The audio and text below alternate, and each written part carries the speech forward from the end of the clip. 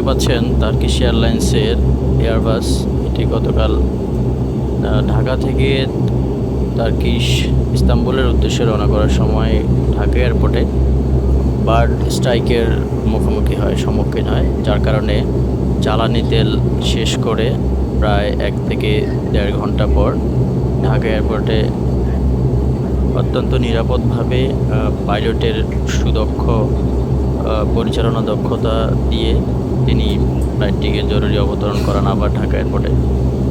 এখন পর্যন্ত শেষ খবর পাওয়া পর্যন্ত সবাই অক্ষত আছেন, সুস্থ আছেন প্যাসেঞ্জার যারা ছিলেন। এটিকে এখন বর্তমানে হযরত শাহজালাল আন্তর্জাতিক বিমানবন্দরের 3rd টার্মিনালের ঠিক সামনেই রাখা হয়েছে। সম্ভবত কোনো মেইনটেনেন্স অবশ্যই হবে। মেইনটেনেন্স শেষে এটাকে আবার পুনরায় টার্কিতে ব্যাক করানো হবে। ধন্যবাদ ভিডিওটি দেখার জন্য।